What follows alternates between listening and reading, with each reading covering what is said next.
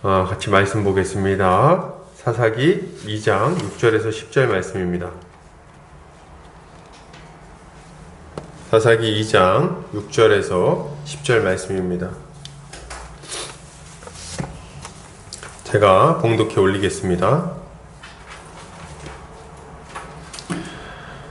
전에 여호수아가 백성을 보내매 이스라엘 자손이 각기 그들의 기업으로 가서 땅을 차지하였고, 백성이 여호수아가 사는 날 동안과 여호수아 뒤에 생존한 장로들 곧 여호와께서 이스라엘을 위하여 행하신 모든 큰 일을 본 자들이 사는 날 동안에 여호와를 섬겼더라. 여호와의 종 눈의 아들 여호수아가 110세에 죽음에 무리가 그의 기업의 경내 에브라임 산지 가스산 한 북쪽 산 북쪽 딥낫 헤레스에 장사하였고, 그 세대의 사람도 다 그 조상들에게로 돌아갔고, 그 후에 일어난 다른 세대는 여호와를 알지 못하며 여호와께서 이스라엘을 위하여 행하신 일도 알지 못하였더라. 아멘. 사사기 2장 6절에서 10절까지 영적 전쟁에서 계속해서 승리하려면 이라는 제목으로 말씀 보도록 하겠습니다. 오늘날 많은 사람들이 신자들의 세속화에 대해서 우려하고 있습니다. 교회는 다니지만 세상 사람들과 별로 구분이 되지 않는다는 거죠. 그런 사람들이 점점 많아진다, 이런 평가가 나오고 있는 거예요. 이 말을 조금 다르게 한번 설명을 해보자면, 교회는 다니지만 하나님의 다스림에 불순종하는 사람들이 점점 더 많아지고 있다, 이렇게 말할 수 있을 것 같습니다. 여러분, 신자는 이 땅에서 거룩의 싸움을 싸우며 주님이 원하시는 거룩의 열매를 맺기 위해 분투하는 자입니다. 왜 그렇게 살아갈까요? 이렇게 살아갈 때 하나님께서 우리에게 약속하신 안식의 복을 누릴 수 있기 때문입니다. 그리고 우리 주님이 올라가실 때, 우리 하나님 우편으로 올라가실 때 우리에게 주신 명령이 있죠. 땅끝까지 이르러 내 복음을 전해라. 내가 너에게 가르쳐 분부한 모든 것을 가르쳐 지키게 하라. 이렇게 말씀하셨잖아요.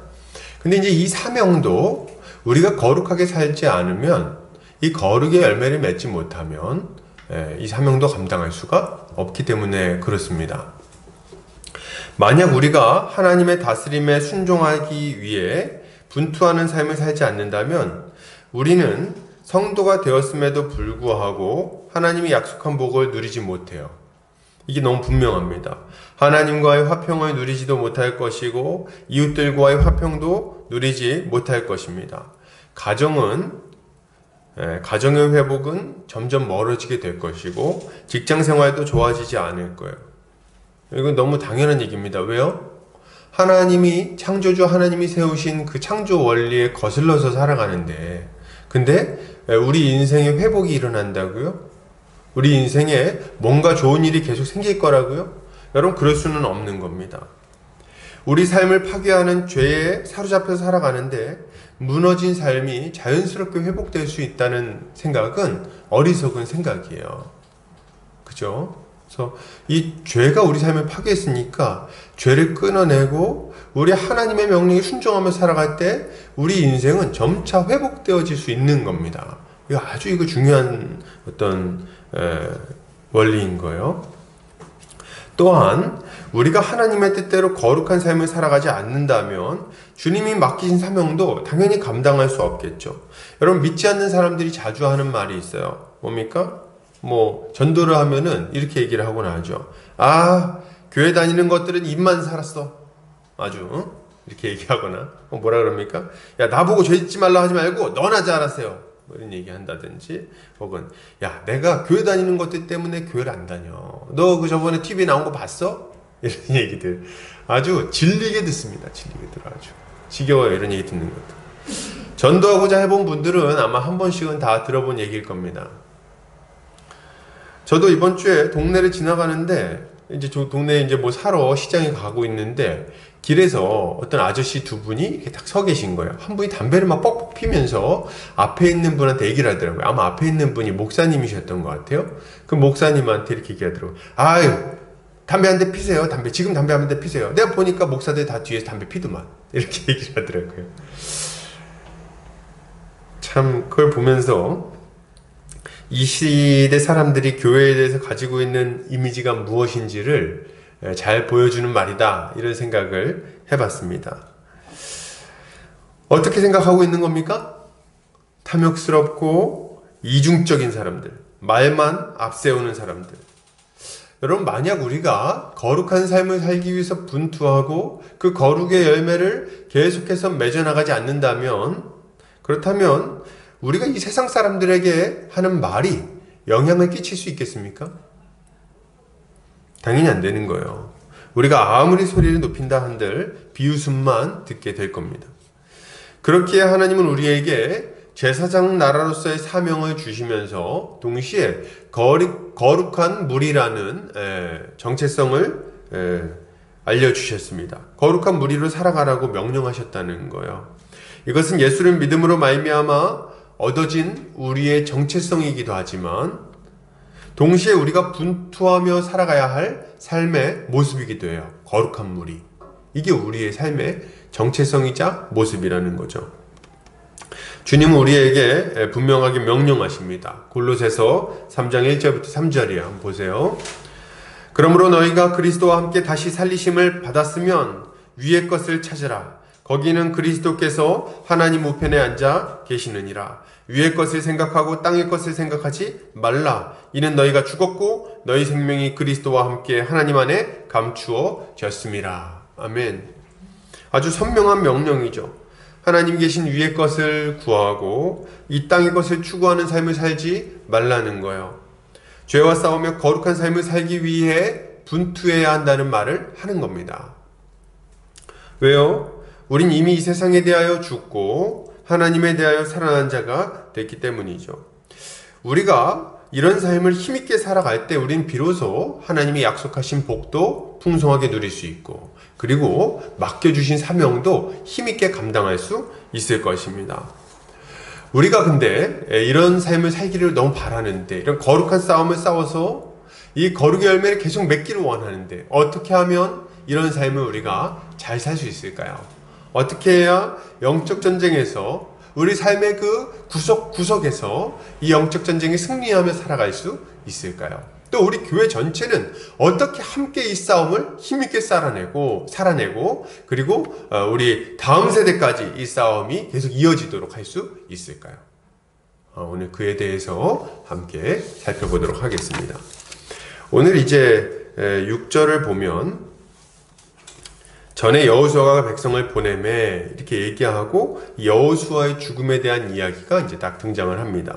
좀 좋은 성경에는 보면은 동그라미 있고 그 위에 여호수아가 죽다 이렇게 써 있을 거예요. 그죠? 그래서 여호수아의 죽음 얘기가 여기 등장합니다. 근데 사실 여호수아는요, 이 앞에 1장 전에 죽습니다. 그죠? 전에 죽었어요. 근데 여기서 다시 여호수아가 죽었다는 얘기가 나오는 거예요. 왜 그럴까요? 왜 그러냐면 이제 이스라엘 백성들이 전쟁에 실패하고 복임에서 크게 후회하는 눈물을 흘렸다는 이야기 이후에 이들이 어째서 이런 잘못을 범하게 되었는지, 그리고 이후에 이 이스라엘의 역사는 어떻게 흘러가게 될 것인지를 좀 넓은 관점에서 딱 조망하면서 보여주기 위해서 이 여호수아의 죽음 이야기부터 다시 시작하는 겁니다. 그래서 이들이 처음에 여호수아 살아있을 때까지 괜찮았는데 어쩌다가 이렇게 됐지? 이거를 여기서부터 다시 한번 이 복귀하는 내용이라고 볼 수 있는 거예요. 여호수아가 살아있을 때 그는 이스라엘 백성들을 지파별로 자신들의 기업을 차지하라고 지파들에게 명령했죠. 그리고 이스라엘 자손들은 그 명령에 따라서 자신들이 기업으로 얻은 땅으로 가서 그 땅을 차지하기 위한 전쟁을 벌였습니다. 그리고 이제 땅을 차지하기도 했죠. 갈렙같이. 이스라엘 백성들은 여호수아가 사는 날 동안에 하나님께서 명령하신 대로 가나안 땅을 정복해 나가는 전쟁을 계속해서 잘 수행했어요. 여호수아가 사는 날 동안에. 그 결과 약속된 기업도 차지하고 복을 누리는 삶을 살았던 거죠. 그런데 시간이 흘러서 여호수아도 자신들의 조상에게 돌아가게 됐습니다. 여호수아가 죽었어요. 이제 이스라엘 백성 전체를 다스리던 지도자가 이제 사라지게 된 겁니다. 그리고 이제 어떤 일이 일어납니까? 어떤 일이 일어나죠? 7절을 보면 이제 어떤 일이 일어날 것인지가 암시가 되고 있습니다. 뭐라고 말해요? 7절에? 7절에 이렇게 얘기하죠. 여호수아가 사는 날 동안에, 여호수아가 사는 날 동안과 모든 큰 일을 본 자들이 사는 날 동안에 여호와를 섬겼더라, 이렇게 나오죠. 그러면 이게 뭘 암시하고 있는 거예요? 죽고 난 이후에는 잘 안 따랐구나, 이걸 암시하는 말인 거예요. 실제로 이스라엘 백성들은 여호수아 사후에 급속도로 하나님을 떠나버렸어요. 그들은 가나안의 우상을 숭배했고 가나안의 악한 풍습을 받아들여 버렸습니다. 결국 그들은 가나안 사람들과 똑같이 극심한 죄에 빠지게 됐고 하나님의 진노를 불러일으키게 되죠. 참 기가 막힌 일이 일어나는 거예요. 이 가나안 사람들이 범죄했기 때문에 하나님 심판을 받지 않았습니까? 근데 그들을 심판하기 위해 들어간 가나안 백성, 이 이스라엘 백성이 똑같은 모습으로 변질되고 있다는 것을 이야기하는 거기 때문에 그렇습니다. 참 기가 막힌 거죠. 대체 왜 이런 일이 일어난 걸까요? 우리는 여호수아의 죽음에서 그 이유를 찾을 수가 있어요. 여호수아의 죽음에서. 눈의 아들 여호수아는 누굽니까? 눈의 아들 여호수아? 모세의 뒤를 이어서 하나님의 백성을 이끌던 지도자요, 위대한 장군이라고 말할 수 있겠죠. 그는 이스라엘 백성 전체를 이끌고 가나안의 거인 족속들에 맞서서 하나님의 전쟁을 잘 수행했습니다. 아주 뛰어난 인물이었어요. 그는 본인이 하나님의 말씀대로 행하여 좌로나 우로나 치우치지 않았을 뿐 아니라 자신이 이끄는 백성들도 하나님의 뜻에 순종하며 살아갈 수 있도록 잘 이끌었던 인물입니다. 그런 측면에서 그는 왕은 아니었지만, 여러분 여호수아는 왕은 아니었어요. 그러나 그는 왕적 직무를 감당했던 사람이라고 할 수 있는 거예요. 그런데 이런 여호수아가 죽은 거죠. 여호수아의 죽음은 사사기 전체의 주제와 연결되어 있습니다. 사사기 전체의 주제는 뭘까요? 이 한 문장으로 요약할 수 있습니다. 사사기 21장 25절이에요. 그때에 이스라엘의 왕이 없으므로 사람이 각기 자기의 소견에 오른 대로 행하였더라. 이게 이제 사사기의 주제 아닙니까? 이스라엘 백성들이 이제 이렇게 급속도로 타락하게 된 이유는 왕이 없어졌기 때문이다, 이렇게 이야기를 할 수도 있는 거겠죠. 이스라엘 백성들은 여호수아가 죽자 자신들을 다스리던 왕과 같은 존재가 없어졌다고 생각했습니다. 없어졌다고 생각했어요. 그래서 지파별로 흩어지고 가정별로 흩어져서 각자 자기 소견에 오른 대로 살기 시작했습니다. 힘든 전쟁은 멈추게 됐고요. 좋아 보이는 가나안의 풍습은 받아들이게 됐어요. 그리고 자신들을 거치적스럽게 만들었던, 불편하게 만들었던 율법은 멀리하게 됐습니다. 이게 이들의 모습이었던 거죠. 이쯤에서 우리에게는 한 가지 의문이 생기게 됩니다. 어떤 의문이죠? 이런 의문이에요. 모세의 사후에는 여호수아를 세워서 이스라엘 백성들을 잘 이끌도록 해주셨는데, 하나님께서, 그러니까 지도자 한 명을 세워가지고 이스라엘 백성들이 이상한 짓거리 못하게 막았다는 거예요. 근데 왜 여호수아의 사후에는 그의 후계자를 세우는 작업을 하지 않으시는가 하는 게 우리의 의문이라는 겁니다. 이런 의문이 자연스럽게 든다는 거예요. 여러분, 하나님은 왜 여호수아의 다음 지도자를 세우지 않았을까요? 왜 여호수아에게 후계자를 주지 않으셨냐는 거예요. 그 이유는 뭡니까? 왜 곧바로 왕을 세워가지고 그를 통해 이스라엘을 다스리지 않으셨냐는 거예요. 여러분, 그 이유는요, 분명합니다. 미처 준비를 못 하셨을까요? 아니요, 그렇지 않아요. 우리 주님이 준비성이 부족한 분이 아니잖아요. 그러니까 그런 건 아니다. 이유는 굉장히 분명합니다. 이스라엘에는 여러분 잘 들으세요. 이미 왕이 있었기 때문에 그렇습니다. 이스라엘에는 이미 왕이 있었어요. 모세 때도 있었고요. 여호수아 때도 있었어요. 그들은 왕이 아니었고요. 왕적 직무를 감당하는 자에 불과했습니다. 실제 왕은 따로 있었던 거예요. 왕이 누구십니까? 바로 전능하신 하나님이신 거예요. 하나님이 그들의 유일한 왕이신 거죠. 그들 가운데 임재하셔서 다스리시는 전능하신 왕, 영광스러운 이스라엘의 왕으로서 하나님이 이미 존재하고 계셨다는 거예요.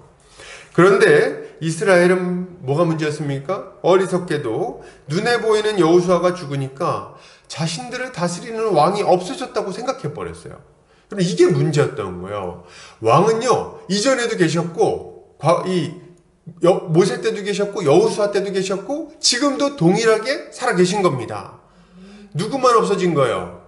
모세는 죽었고, 여호수아는 죽었어요. 그리고 지금 그를 대신한 어떤 특별한 눈에 보이는 인간 왕이 없었을 뿐이지, 이들을 진짜 다스리는 진짜 이들의 왕은 한 번도 바뀐 적이 없고, 한 번도 통치를 멈추신 적이 없습니다.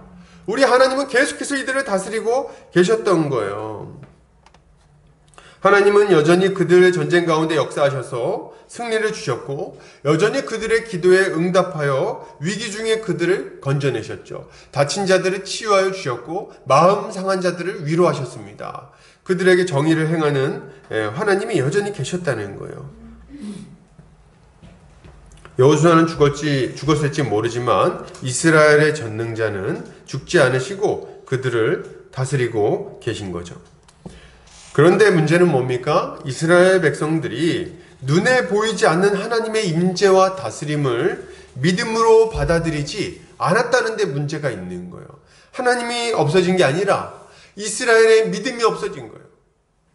이들을 다스리는 영원하신 왕, 영적인 왕이 아니라 실제 왕이죠. 영원하신 왕, 우리 주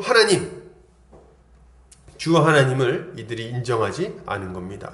이들은 눈에 보이는 여호수아가 살아있을 때에는 그의 말을 듣고 하나님께 순종했습니다. 그러나 여호수아가 죽고 눈에 보이는 지도자가 없어지니까 하나님을 떠나버렸어요. 눈에 보이지 않는 하나님이 그들 중에 계시며 지금도 다스리고 계시다는 것을 잊어버린 거예요. 믿지 못한 거예요. 그 결과는 뭡니까? 이스라엘 백성들이 하나님을 떠나 스스로를 왕 삼고 자기 소견에 오른 대로 행하며 살아가면서 우상숭배와 온갖 종류의 죄를 저지르게 된 거죠.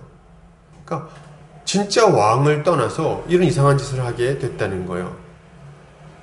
자, 여러분 잘 들으세요. 지금도 마찬가지입니다. 지금도 마찬가지예요. 왜 신자들이 일상 속에서 무너질까요? 왜 하나님의 백성이 되었는데도 불구하고 자기를 왕 삼고 자기 소견에 오른 대로 살아가는 겁니까? 하나님의 백성들이 왜 이런 이상한 짓을 하냐는 말이에요. 그 이유가 뭐예요? 그 이유는 굉장히 단순합니다. 뭐예요? 하나님이 안 보이기 때문에 그래요. 안 보이니까. 눈에 안 보이신단 말이에요. 하나님께서 우리를 지켜보고 계시다는 것을 하나님이 안 보이니까 그걸 믿지 않는 거예요. 그걸 인정하지 않는 거예요. 그래서 하나님의 다스림을 받지 않고 자기 뜻대로 펑탕하게 행하면서 죄 가운데 살아가는 겁니다. 두려움도 없이. 사람들이 보는 앞에서는 좀 덜하겠죠. 눈치가 보이니까. 또 이렇게 민망한 일이 생길 수도 있으니까. 그러나 사람들이 없는 곳, 은밀한 곳에서는 어떻게 살아갑니까? 마치 하나님이 없는 자처럼 온갖 종류의 죄를 범하면서 그렇게 살아간다는 거예요. 여러분, 이게 이 신자들이 거룩하지 못한 삶을 살아가는 이유인 거예요. 자, 여러분, 그렇다면 신자들이 하나님 앞에서 거룩한 삶을 살아가기 위해, 하나님의 백성다운 삶을 살아가기 위해 가장 먼저 필요한 건 뭘까요? 뭐가 필요하겠습니까? 뭐가 필요해요? 하나님이 살아계시며 지금도 우리를 다스리고 계시다는 그것을 믿는 믿음이 필요한 거예요. 이게 우리에게 너무 필요합니다. 보이지 않는 하나님이 지금 우리 가운데 임재해 계시며 지금도 우리를 다스리고 계시다는 것을 믿는 믿음, 이것이 우리에게 너무 필요한 거예요. 이 믿음이 없으면 거룩한 삶을 살 수 없습니다. 여러분, 하나님이 우리 가운데 임재해 계시다는 것을 여러분 믿으셔야 돼요. 지금 이 자리 가운데 임재해 계시다는 것을 믿으시기 바랍니다. 하나님이 보이지 않는다고 그분이 안 계신 게 아니에요, 여러분. 사도 바울이 말합니다. 디모데전서 1장 17절. 영원하신 왕 곧 썩지 아니하고 보이지 아니하고 홀로 하나이신 하나님께 존귀와 영광이 영원 무궁하도록 있을지어다. 아멘. 하나님 어떤 분이라고 합니까? 영원하신 왕이에요. 썩지 않는 분이에요. 그런데 동시에 어떤 분이십니까? 보이지 않는 분이세요. 그분은 영광스러운 하나님이시지만 우리 눈에 보이지 않습니다. 만약 우리가 그분을 눈으로 보게 된다면 우리는 그분의 영광에 압도되어서 죽어버릴지도 모르겠어요. 한순간에 죄가 되어버릴지 모르겠어요. 그분은 가까이 가지 못할 빛 가운데 거하시는 분이십니다. 여러분, 우리가 이것을 알고 그분을 두려워하며 그분의 보이지 않지만 다스리는 그 손길을 인정하고 주님의 통치 가운데 살아가야 된다는 거예요. 이것이 우리가 거룩한 영적 싸움을 싸우기 위해 가장 먼저 가져야 되는 믿음인 겁니다. 여러분, 신자는 우리 가운데 계신 하나님을 계속해서 의식하는 삶을 살아가야 돼요. 여러분, 하나님의 임재를 의식하는 삶을 살아가시기 바랍니다. 이게 중요해요.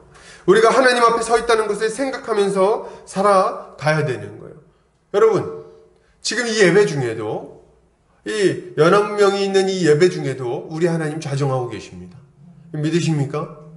하나님 이 자리 가운데 계시고 이것을 주목해서 보고 계시며 우리에게 말씀을 선포하고 계시는 거예요. 여러분, 제가 말씀을 대신 전하지만 이 말씀 하나님의 말씀입니다. 여러분, 우리는 이 말씀에 주목해서 귀를 기울여야 되는 거예요. 하나님께서 이 자리에 있다는 것을 여러분 믿으셔야 돼요. 비록 보이지는 않지만 말이죠. 이렇게 하나님의 임재를 의식하며 살아가는 자는 하나님의 말씀에 순복하게 되어 있습니다. 죄의 유혹과 시험과 핍박이 찾아올 때 그것을 잘 이겨낼 수 있다는 거예요. 이걸 의식하면 하나님 살아계시다는 것, 나를 지켜보고 계시다는 것, 이것을 우리가 이해하고 그걸 믿음으로 받아들인다면 그때 비로소 우리는 이 모든 유혹과 시험, 핍박 이런 것들을 이겨낼 수 있는 거죠. 여러분, 우리에게는 하나님의 임재를 의식하며 살았던 좋은 모범이 있습니다. 그게 누굴까요? 바로 꿈쟁이 요셉입니다. 요셉. 애굽에 팔려갔던 요셉. 요셉은 군대 장관 보디발의 집에 노예로 팔려가서 그 집안 사물을 맡는 역할을 맡게 되었어요. 그래서 주인이 그를 굉장히 높여서 귀하게 썼습니다. 근데 그가 높이 이제 이 가정사무 전반을 맡아보는 지위에 올라갔을 때 보디발의 아내가 요셉을 보고 마음에 들어 했어요. 그래서 요셉에게 동침하자고 요구합니다. 그래서 얼마나 잘생겼길래 그랬는가 할 때 야살의 책인가요? 그런 거에 1화에 보면은 요셉이 진짜 잘생겼다 그래요. 그래가지고 이 보디발의 아내가 막 요셉 생각하면서 너무 안 달라 하니까 주변에 있는 귀부인들이 그랬다는 거예요. 도대체 노예 하나 때문에 도대체 왜 그러냐. 그래가지고 이제 보디발의 아내가 이제 친구들 다 불러가지고 식사를 할 때 친구한테 과일을 깎게 하고 요셉을 딱 들어오라고 했다는 거예요. 요셉이 딱 들어왔을 때 이 과일 깎던 사람이 그 요셉을 보고 손을 비었답니다. 그 정도로 잘생겼대요. 우리가 과일 깎고 있는데 정우성이 들어오는 거죠. 오이! 깜짝 놀라는 거죠. 그렇게 잘생겼다 그래요. 그래서 그때 사람들이 다 이해했다고, 인정했다고, 그럴만하다 이렇게 얘기했다 그러죠. 아무튼 이거 굉장히 좀 졸려하실까봐 얘기 좀 했고, 여러분, 이제 요셉이 이제 그렇게 잘생겼었는데 보디발의 아내가 막 유혹했어요. 나랑 동침하자. 근데 요셉이 그 끈질긴 요청을 거절합니다. 끝까지 거절해요. 자기 겉옷을 벗어 던지고 도망가기까지 하면서 그 유혹을 이겨냅니다. 어떻게 이겨냈어요? 요셉이 하는 말에 그 이겨낼 수 있는 힘이, 비밀이 딱 드러납니다. 그게 뭐였어요? 하나님께서, 내가 하나님 앞에서 이렇게 큰 죄를 범할 수 없습니다. 이렇게 얘기를 하거든요. 지금 자기가 어디 앞에 서 있어요? 지금 요셉은요, 보디발의 아내 앞에 서 있다고 생각하지 않았습니다. 보디발 앞에 서 있다고 생각하지 않았어요. CCTV가 있다고 생각하지 않았습니다. 요셉은요, 전능하신 하나님의 눈길 앞에 자신이 서 있다는 것을 분명히 알고 믿었어요. 그래서 어떻게 합니까? 이렇게 큰 유혹이 찾아왔지만 눈 한번 딱 감고 범죄할 수 있는 순간이었지만 그럼에도 불구하고 그 죄를 이겨낼 수 있었던 거예요. 여러분, 하나님의 임재를 의식하고 살아가는 것은 이런 것입니다.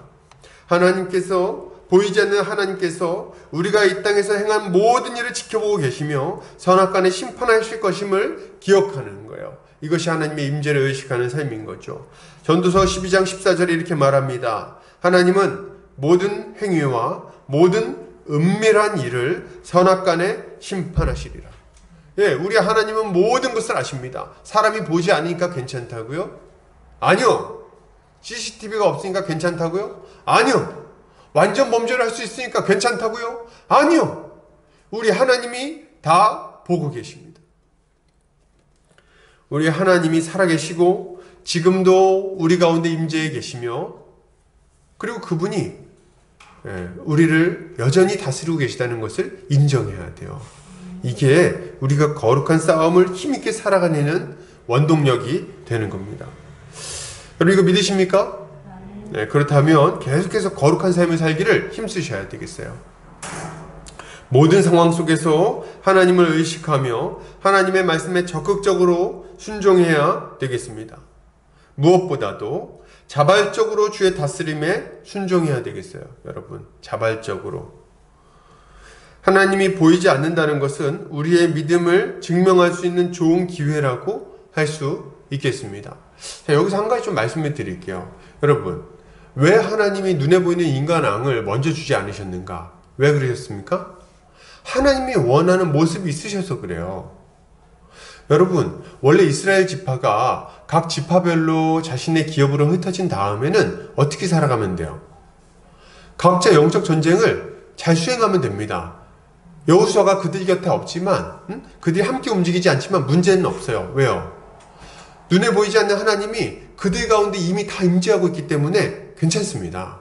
그리고 그들을 다스리고 계시기 때문에 승리를 계속 주실 거란 말이에요. 그러면 그거 다 점령한 다음에 거기 차지하고 거기서 이제 살아가면 되는데요.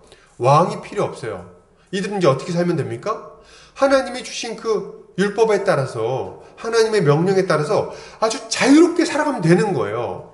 왕이 있어가지고 치안감을 보내고 총독을 보내고 그냥 막 이렇게 무서운 어떤 군대를 보내가지고 너네 지키나 안 지키나 보자. 안 지키기만 해. 가만 안 두겠어. 죽여버릴 거야. 이렇게 해서 지키게 만드는 것을 하나님이 원하지 않으셨다는 거예요. 하나님, 우리가 자유롭게 자발적으로 하나님의 명령에 순종하는 것을 바라셨습니다. 예, 이스라엘 백성들이 그렇게 살아가길 바라신 거예요. 각자 자신의 마을에서, 동네에서 자기 땅을 일구면서 하나님께 자발적으로 순종하면서 의의 열매를 맺고 그 모든 소산물을 하나님께 올려드리고 때가 되면 주님 앞에 나와서 감사의 예물을 드리고 그렇게 아주 자유롭게 주님께 순종하는 하나님의 백성들의 모습을 기대하셨다는 거예요. 눈에 보이는 하나님이 아니라 눈에 보이지 않는 하나님이시기 때문에 이게 가능한 겁니다. 그런데 그렇게 살지 않은 거죠. 참 안타까운 일이에요. 여러분, 우리 이런 의문 많이 갖죠.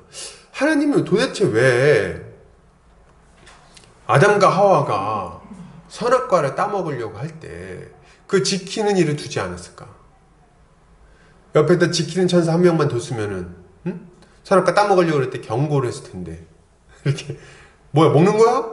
이렇게 한마디만 해줬어도, 그 한마디만 해줬어도 아담과 하와가 안 따먹고 말이죠.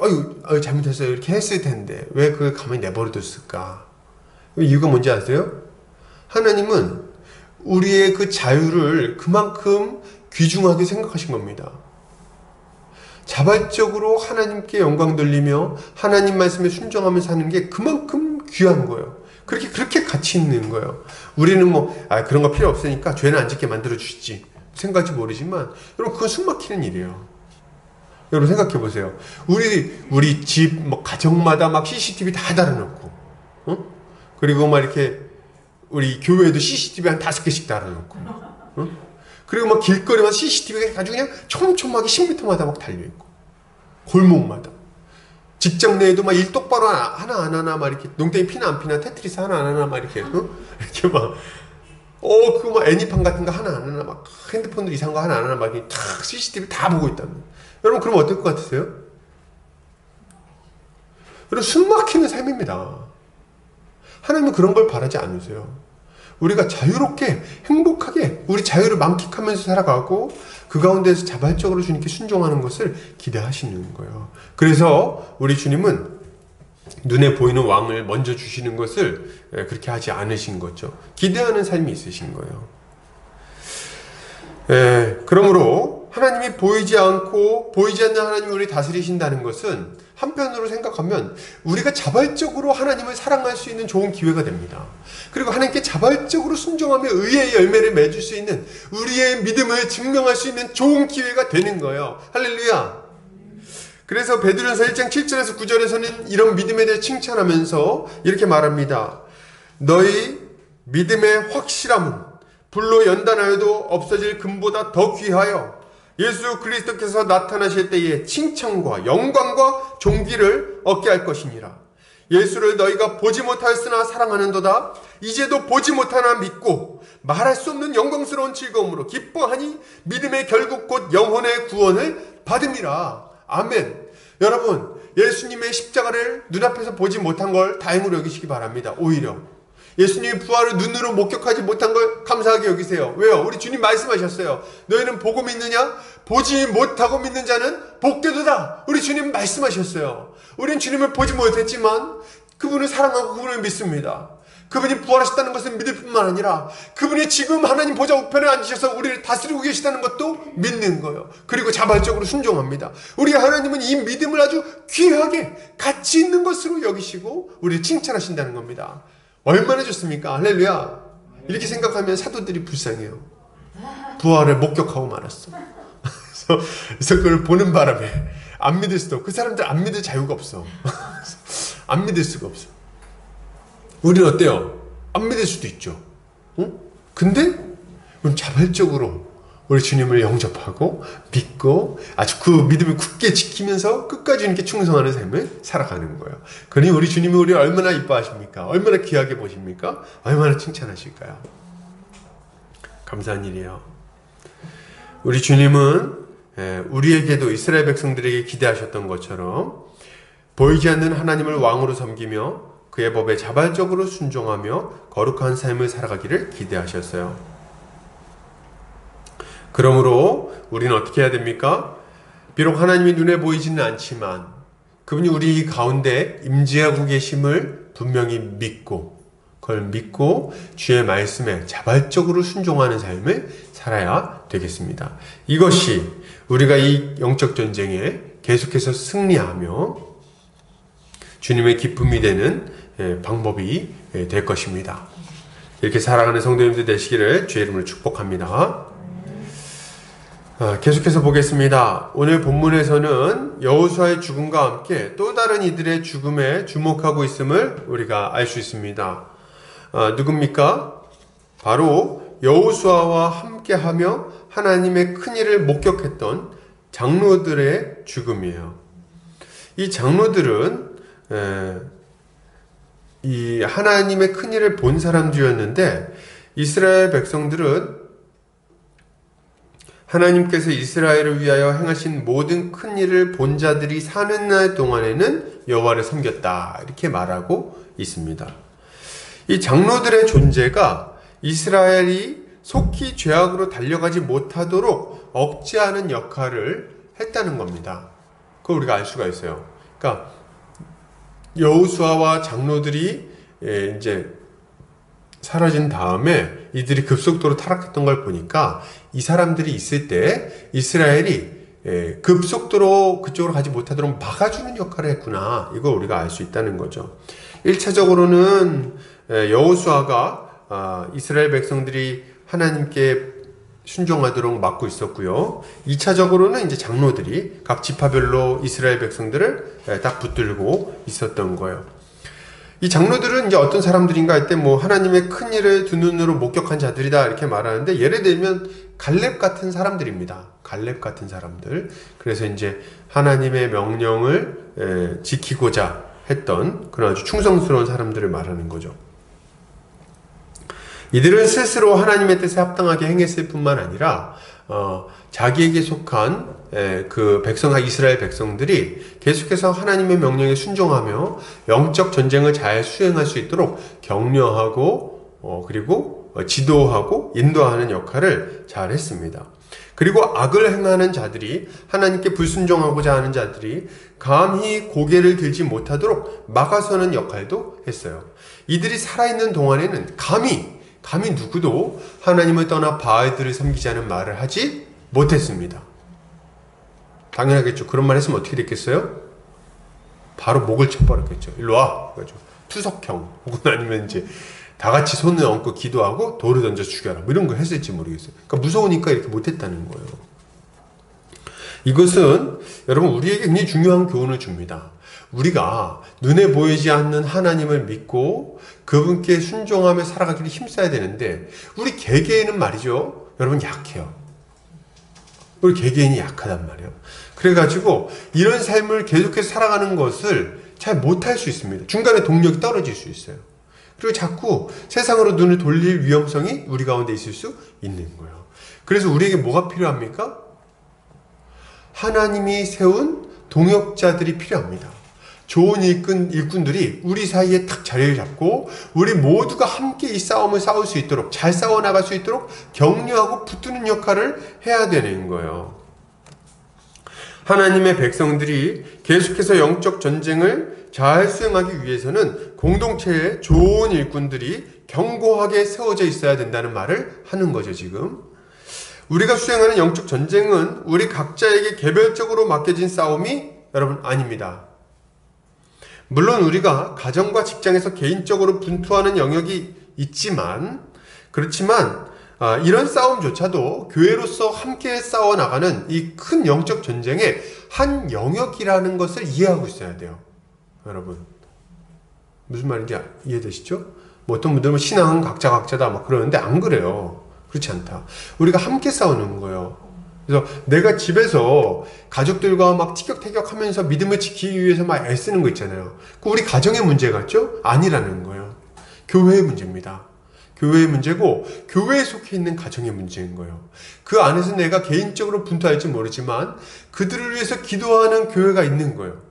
그리고 그 가정 하나가 회복될 때 교회 전체가 힘을 얻는 겁니다. 그래서 신앙은 각자라는 말은 여러분 이건 엄밀하게 얘기하면 틀린 얘기예요. 우리는 함께 이 싸움을 싸워 나가는 것이기 때문에 그렇습니다. 우리의 존재 자체가 개별적인 존재, 개인적인 존재가 아니라 교회적 존재, 공동체적 존재로, 집합적 존재로 바뀌었기 때문에 그렇습니다.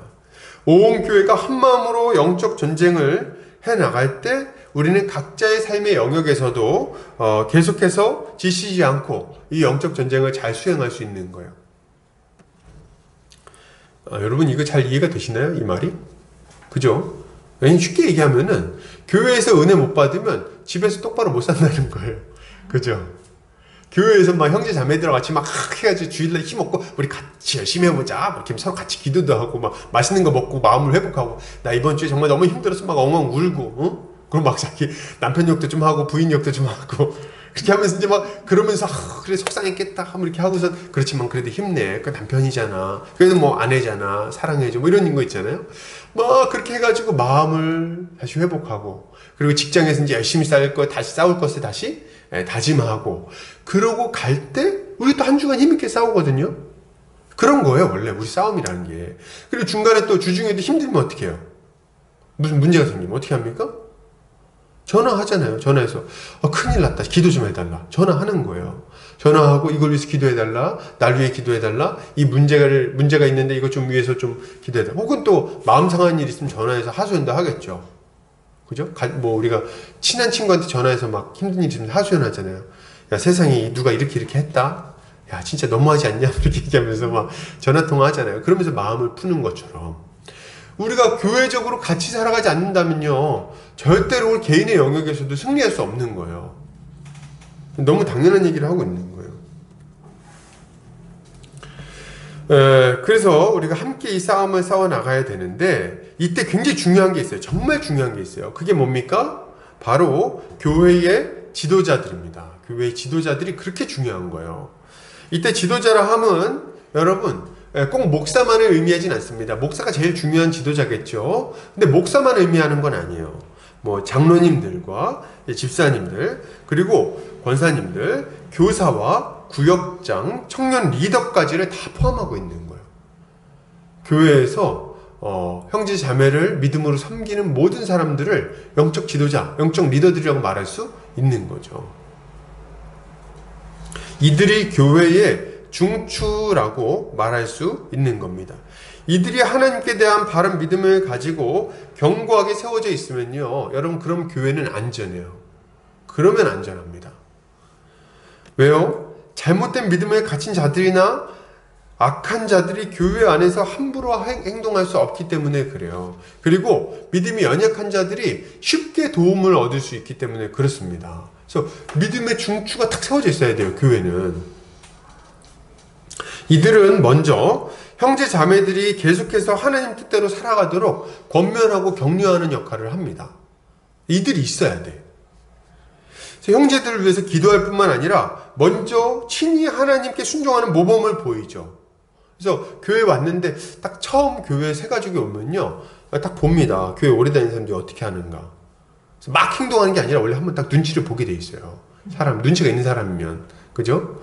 딱 봐서 이 사람들이 행동하는 대로 이렇게 따라하려고 합니다. 사람들은 보통 그러거든요. 그래야 안전하다는 걸 아는 거예요.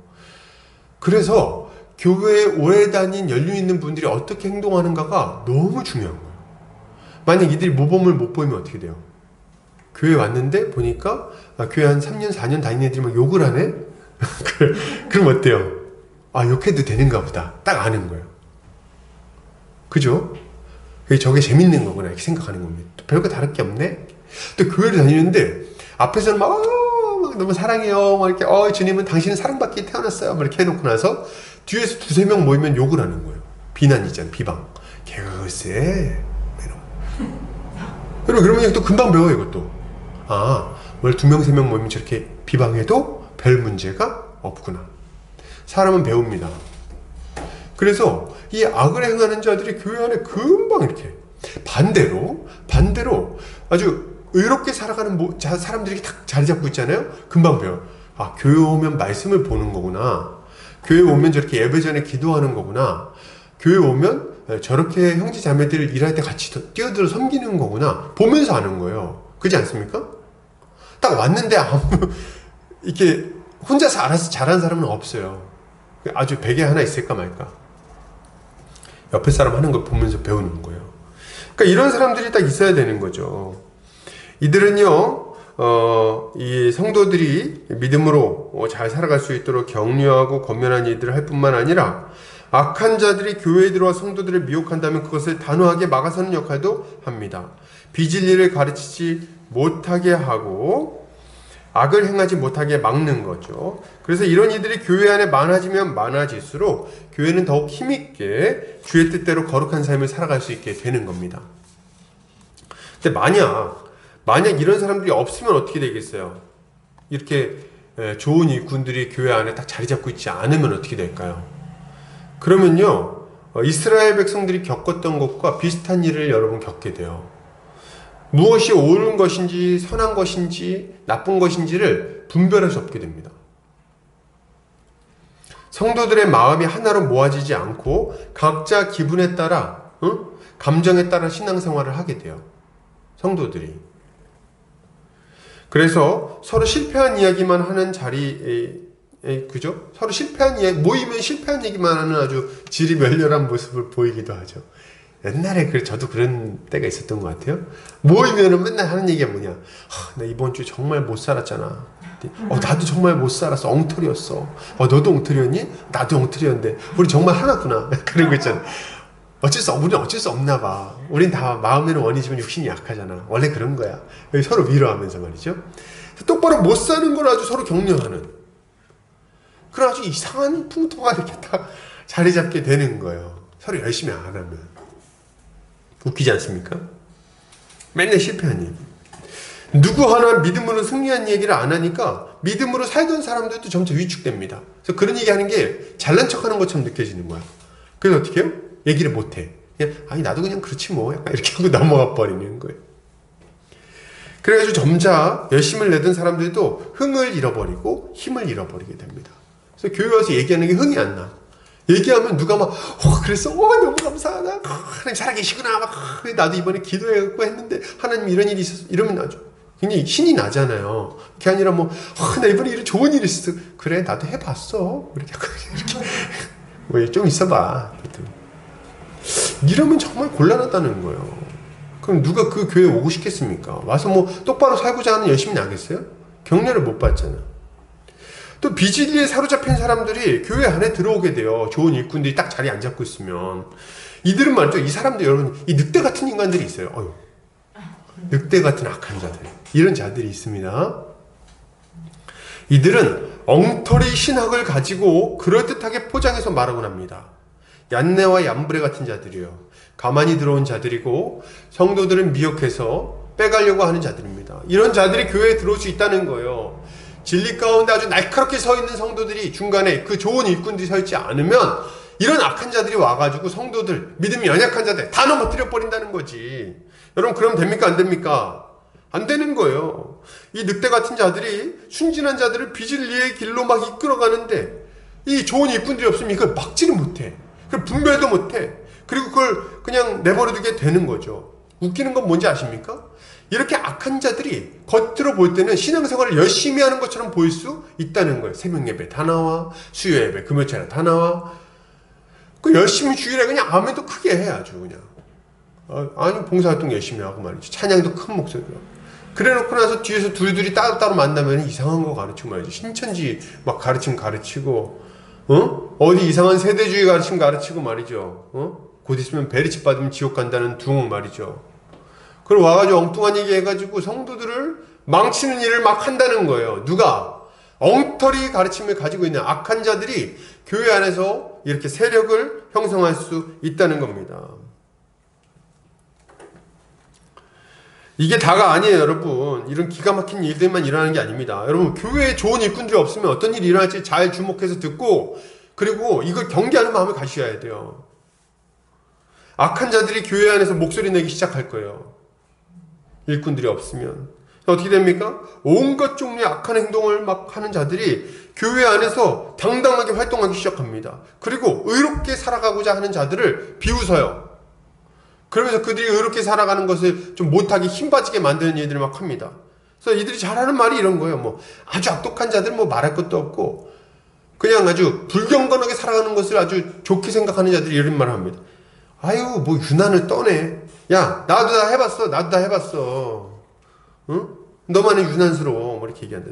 뭐 아니면 뭐 이렇게 아주, 야, 그거는 좀 그렇다. 그건 거짓말 아니야. 뭐 이렇게 얘기하면은, 야, 너만 왜 거룩한 척하냐? 왜 사람 나쁘게 만드냐? 뭐 이런 말만 한다는 거죠. 정신 바싹 차리세요, 여러분. 악한 자들이 교회에서 아주 자연스럽게 목소리를 내는 이런 상황이 발생하면 안 되는 거예요. 그 교회 망합니다. 안 될 문제인 거예요. 제가 보니까 전에 충격적인 얘기 들었어요. 옛날 교회. 그 성가대에서 회식을 갔는데 호프집으로 회식을 갔다는 거예요. 호프집으로. 반주자가 청년이었는데 이 청년이 반주를 이렇게 하는 여자 청년이 이제 거기 가서 있는데 자기 술 마시니까 술 막 다 마시니까 저는 술 못 마셔요. 그랬더니 거기 그 담당하셨던 그 권사님 한 분이 그랬다는 거예요. 넌 무슨 내가 술도 못 마시니? 그랬다는 거예요. 이 정말 기가 막힌 일입니다. 기가 막힌 일이에요. 어디 산행을 해가지고 이제 정규인 산행을 하고 딱 돌아왔는데 밑에서 막걸리를 한 잔씩 쫙 돌려가지고 상을 차려놨다는 거예요. 준비하시는 장로님 두 분이 정신이 나간 건지. 술 마시고 담배 피는 거 가지고 뭐라 그러고 싶진 않은데 교회에서 공적으로 그렇게 하는 게 턱스럽습니까? 이런 말도 안 되는 짓을 막 한단 말이죠. 교회에서 이렇게 자꾸 이상한 재정적인 어떤 문제가 막 일어나는데 그걸 대충 덮고 넘어가려고 그러고 말이죠. 그런 것도 문제가 있고 기가 막힌 노릇이에요. 뭐 입에 담기 추잡한 일들이 막 교회 안에서 발생하는 일들이 있는 걸 저도 압니다. 다 말하진 않을게요. 너무 입에 담기가 좀 부끄럽습니다.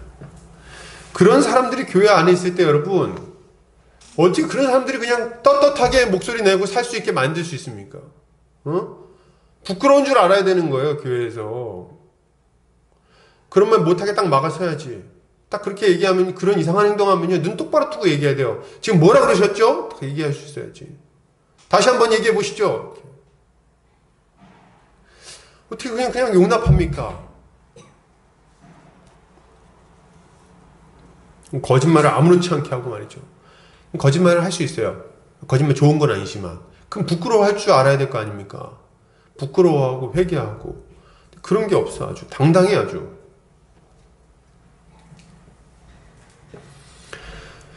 여러분, 이렇게 해가지고 막 주의 뜻대로 정직하게 살려고 하는 자들을 어리석은 자 취급하거나 융통성 없는 사람 취급을 막 합니다. 그래서 교회 안에서 의로운 삶을 살아가는 자들이 점차 사라져가게 되는 거죠. 이거 정말 비참한 일입니다.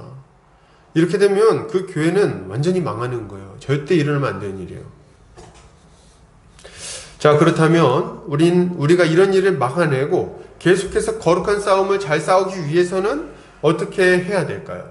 어떻게 해야 될까요? 굉장히 답은 굉장히 분명한 거예요.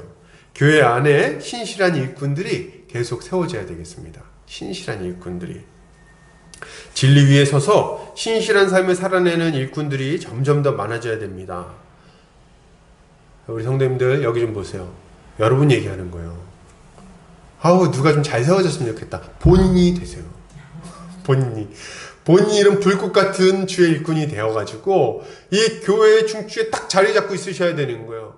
그래서 우리 교회는 언제쯤이면 세워질까? 본인이 세워질 때 세워집니다. 본인이 이런 거룩한 일꾼, 진리에 사로잡힌 일꾼으로 딱 세워져 있으셔야 되는 거예요. 그래서 교회 안에 악한 자들, 비진리를 전파하는 자들이 감히 들어오지 못하도록, 그들이 감히 고개를 들지 못하도록 막아서야 되는 거죠. 이렇게 할 때 하나님의 뜻대로 살고자 하는 자들은 격려를 받을 것이고 죄에 미혹되는 자들은 경계함을 받게 될 거예요. 그래서 결국에는 의롭게 살고자 하는 자들이 점점 더 많아지게 될 것이고 좋은 일꾼들은 점점 더 많이 세워지게 될 것입니다. 이것이야말로 온 교회가 영적 전쟁을 계속해서 힘있게 수행할 수 있는 방법인 거예요. 이렇게 세워지는 우리 보금자리 교회의 모습이 되기를 주의 이름으로 축복합니다. 아멘 적은 이 시대에 제가 아주 크게 한번 해보겠습니다. 아멘!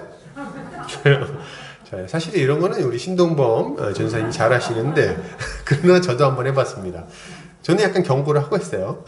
예고를 하고. 자, 계속해서 보겠습니다. 10절을 보면 여호수아와 그 세대의 사람들이 다 조상들에게로 돌아갔다고 말하죠. 하나님을 알고 그분께 충성하던 이들이 하나둘 사라진 겁니다. 그리고 본문은 그 이후에 일어난 세대가 여호와를 알지 못했고 여호와께서 이스라엘을 위해 행하신 일도 알지 못했다고 말하고 있죠. 여러분, 우리가 여기서 주목해서 볼 표현이 있어요. 그게 뭘까요? 자, 보세요. 그 세대의 사람도 다 그 조상들에게로 돌아갔고 그 후에 일어난 다른 세대는 여호와를 알지 못하며 이렇게 나오거든요. 이게 굉장히 특이한 표현입니다. 다음 세대라고 말하지 않고 뭐라고 표현해요? 다른 세대 이렇게 표현을 하고 있다는 거예요. 네, 여러분 이들은 다음 세대가 아니라 다른 세대였어요. 다른 세대. 같은 신앙을 가지고 같은 하나님을 섬기며 같은 소망을 가지고 살아가는 자들이 아니었어요. 같은 법에 따라 같은 믿음을 가지고 같은 하나님을 섬기며 살아가는 자들이었다면 그런 사람들은 다음 세대겠죠. 근데 이들은 다른 세대였어요. 이전 세대와는 다른 믿음을 가지고 있었고 삶의 방식도 달랐습니다. 하나님을 섬기지 않고 우상을 숭배하는 자들이었어요. 이제 이들은 하나님의 뜻에서 너무 멀리 떠나버린 세대가 된 거죠. 그래서 다른 세대라고 부르고 있는 것입니다. 이것은 이스라엘 백성들이 실패하면 안 되는 일에 실패했다는 것을 보여주고 있어요.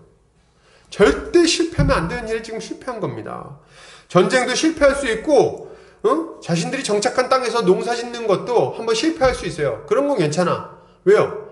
전쟁에 한번 졌으면 다시 싸우면 됩니다. 그죠? 이보 전진을 위한 일보 후퇴니까 괜찮아요. 농사 한번 잘못 짓는 것도 괜찮습니다. 다음 해에 잘 지으면 돼요. 근데 말이죠, 이들은 하나님의 백성들이 하나님께 순종하도록 하는 일에, 하도록 만드는 일에 실패해버렸어요. 자신들의 신앙을 다음 세대로 전달하는 일, 전수하는 일에 실패해버렸습니다. 절대로 실패하는 일에 실패해버린 거예요. 이 실패는 있어서는 안 되는 실패였습니다. 이 실패로 인해서 이스라엘 백성들은 안식의 땅에서 안식을 누리지 못하고 도리어 고통스러운 삶을 살아가며 하나님이 맡기신 사명도 감당하지 못하게 되어버렸어요. 이런 실패를 하면 안 되지. 여러분, 이것은 뭘 보여줍니까? 하나님의 말씀으로 다음 세대를 양육하는 일에 실패하면 다른 세대가 일어나게 될 것임을 알려주고 있는 거예요. 여러분, 우리가 다음 세대를 잘 양육해야 되는 거죠. 우리가 신앙을 전수하는 일에 실패하면 교회 안에는 점점 하나님을 모르는 사람들이 많아지게 될 겁니다. 믿음의 선배들이 목숨 걸고 지켜온 교리를 모르는 자들이 등장하게 될 거예요. 그거를 아주 헌신짝처럼 버리고 새로운 교훈들을 따르려고 할 겁니다. 여러분, 이게 과한 얘기 같으세요?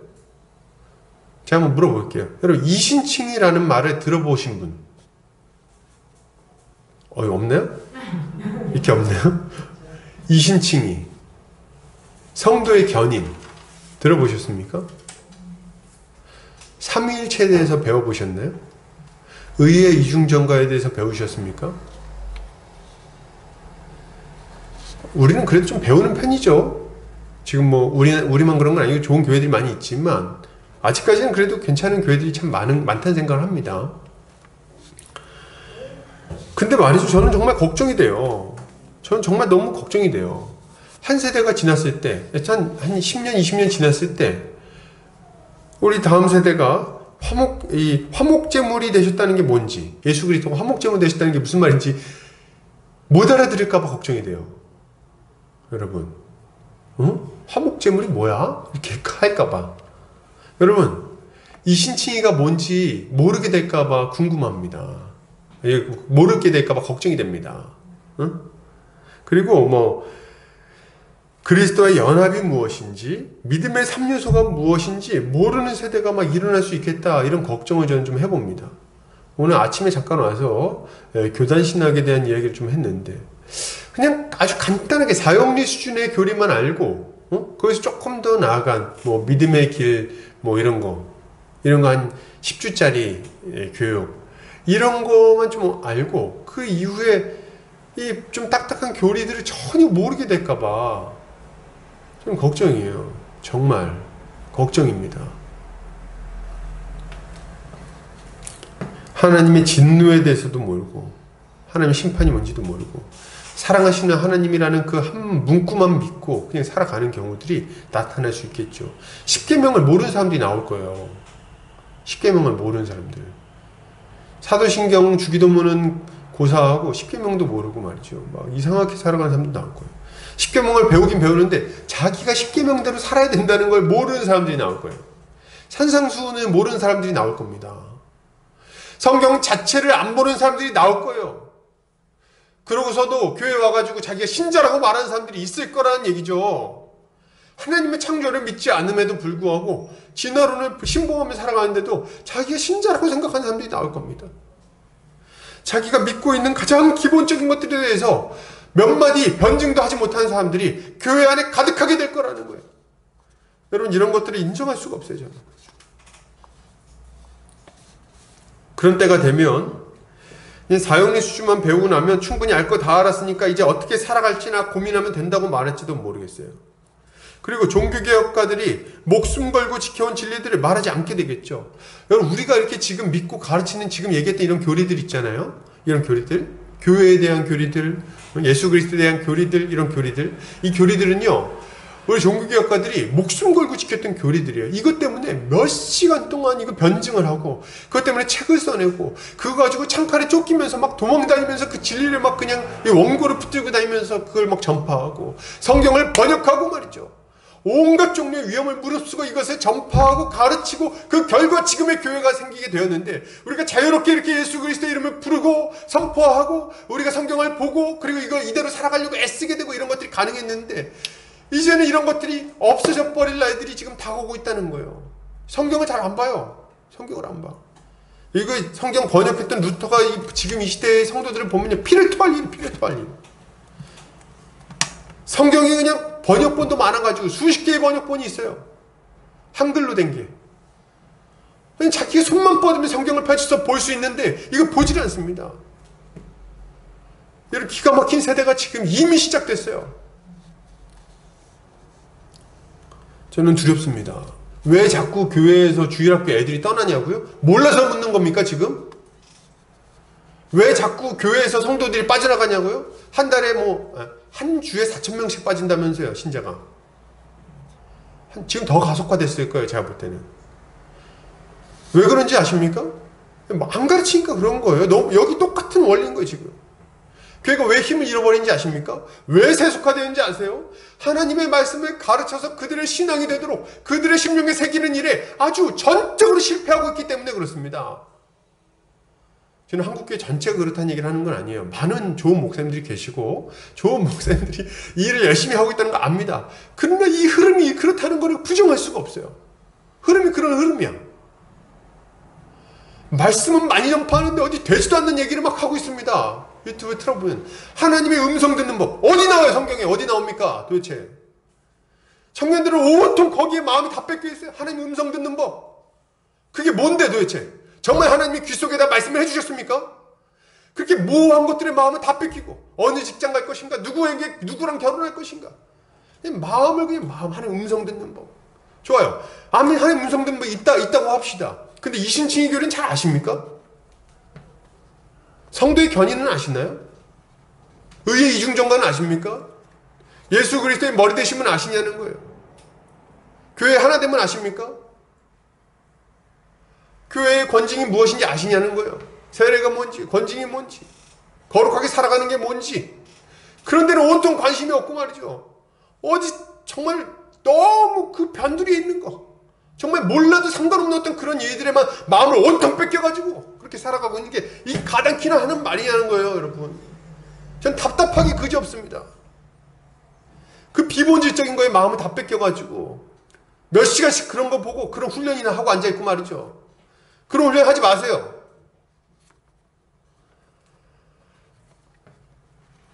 제가 지금 너무 과도하게 얘기한 측면이 있을 수도 있다는 생각이 문득 드는데, 여러분 정신 바싹 차리세요. 거기에 마음 뺏길 때가 아닙니다. 너무 확고한 진리들이 있는데 그런 거에는 관심을 안 주고 그 중요한 진리들은 다 갖다 버리고 헌신짝처럼 어디 성경이 나오지도 않는 거를 그렇게 그냥 진리인 양 붙들고 살아갑니까? 자, 하나님의 음성이 없다는 얘기를 하려는 건 아니에요. 있을 수 있겠죠. 근데 그게 그렇게 명백합니까?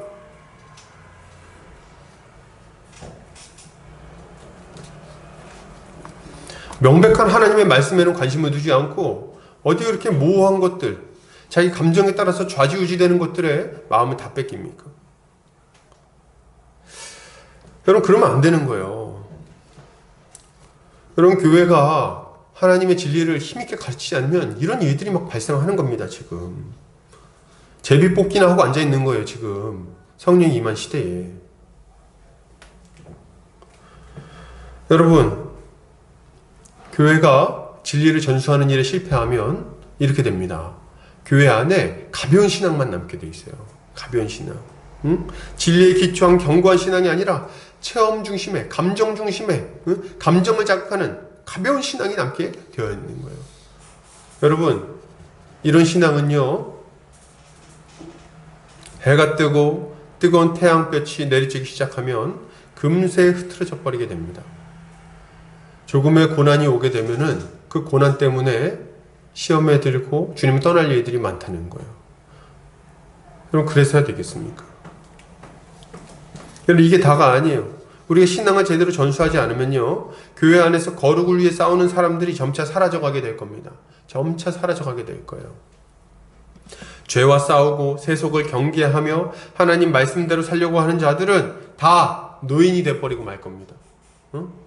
십계명에 따라서 거룩하게 살려고 애쓰는 사람들은 다 할아버지 할머니가 될 거라고요. 그래서 교회 어린이들은 방탕하게 살아가는데 그걸 제지할 힘이 없는 거예요. 예배 시간에 껌쩍쩍 씹으면서 앉아있는 사람들이 많아질 거라는 거죠. 그걸 가지고 제가 막 죄입니다! 이렇게 얘기하진 않겠지만 그 분위기가 이게 상상이 되십니까? 거룩하신 하나님을 두려워하지 않는 자들이 교회에 가득하게 될 거예요. 그분 앞에 자기 자신을 겸손하게 겸비하는 마음으로 앉아있는 자들이 점점 없어질 거라는 거예요.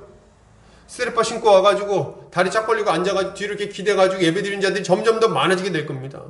그렇게라도 교회는 나오면 좋죠. 그러나 그럼에도 불구하고 제가 율법주의를 얘기하려는 게 아니라 그 분위기를 한번 생각해 보라는 거예요. 하나님을 두려워하지 않는 자들, 자기 마음대로 막 살고 낄낄거리면서 그냥 자기 죄 지은 얘기를 하고 온갖 종류의 세속적인 얘기가 교회 안에서 그냥 가득하게 되고 드라마 얘기나 하고 앉아있고,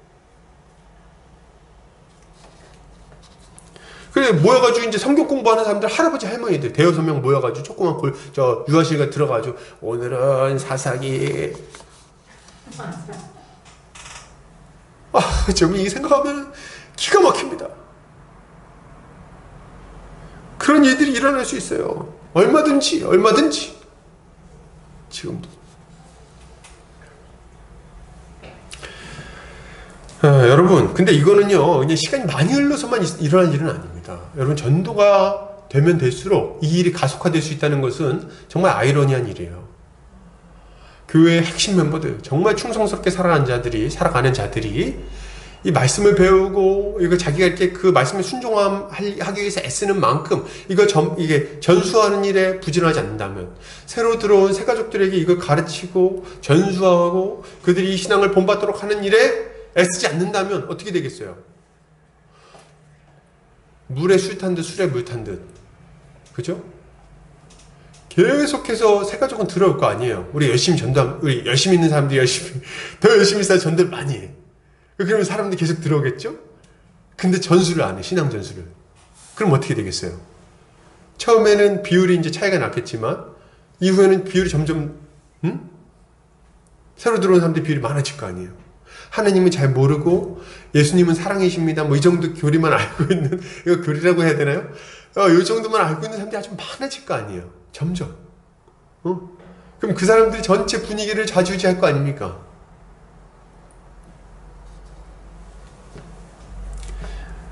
전도가 되면 될수록 거룩을 추구하는 사람들이 거룩을 추구하지 않는 이들에게 조금씩 포위되게 될 겁니다. 교회는 점차 세속화되게 될 거고 결국에는 그 힘을 잃어버리게 되겠죠. 여러분, 이것이 우리가 양육에 실패할 때 일어나는 일들이에요. 만약 우리가 양육에 마음을 쏟지 않는다면 교회에는 급속하게 이런 일들이 진행되게 될 겁니다. 여러분, 그러므로 우리 어떻게 해야 될까요? 어떻게 해야 되겠습니까? 다른 말 할 것 없이 말씀을 가르치는 일에 온 힘을 다해야 되겠습니다. 온 힘을 다해야 돼요. 우리는 교회의 새 가족들과 어린 영혼들에게 부지런히 바른 진리를 가르쳐야 되겠어요. 바른 교리를 가르치고 이 교리를 기초로 성경 자체를 스스로 연구할 수 있도록 만들어줘야 됩니다. 경건의 훈련을 시키고 교회로서 살아가는 법을 가르쳐야 돼요. 그리고 이 진리에 따라 거룩한 삶을 살아가도록 지도해야 합니다. 이게 우리가 해야 되는 일이에요. 그래서 다른 세대가 아니라 우리의 신앙을 잘 전수받은 다음 세대가 일어나도록 해야 하겠죠. 이게 우리가 아주 힘써야 되는 일입니다. 여러분, 근데 이 일은요 교회 몇몇 사람들이 할 일이 아니에요. 어떤 분들은 이렇게 생각하는 분들이 있을지 모르겠어요. 목사님들이 계시잖아요. 목사님들이 하셔야죠.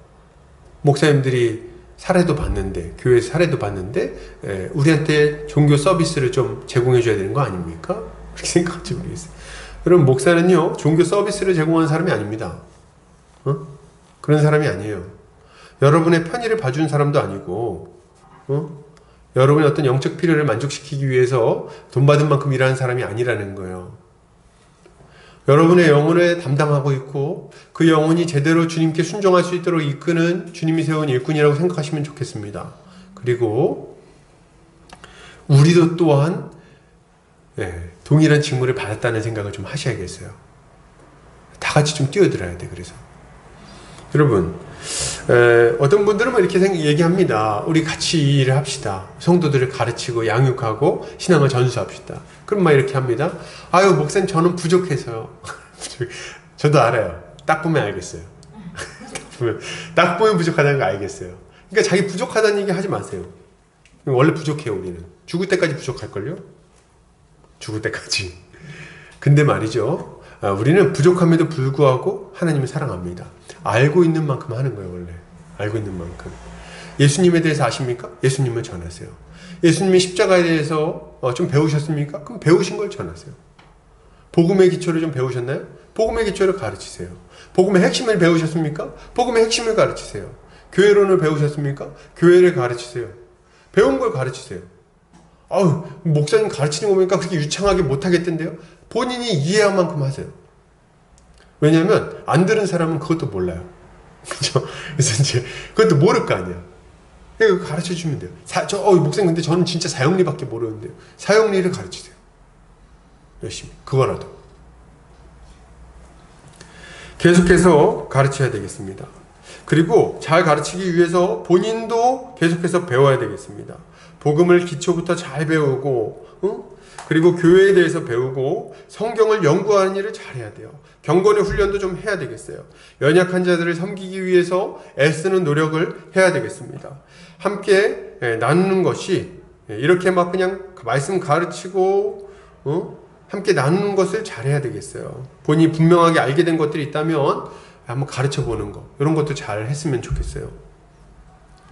그래서 이런 분위기가 교회 전체에 아주 활발하게 이루어져야 좀 나타나야 되는 거죠.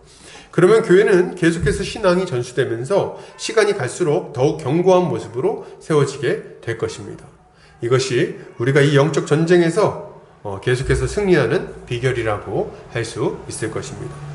결론을 드립니다. 여러분, 우리가 우리 앞에 놓인 이 영적 전쟁에 승리하기 위해서는 어떻게 해야 되겠습니까? 첫째로, 보이지 않는 하나님의 다스림을 의식하는 삶을 살아야 되겠습니다. 그리고 둘째로, 온 교회가 이런 삶을 잘 살아갈 수 있도록 돕는 좋은 일꾼들이 교회 안에 세워져야 되겠어요.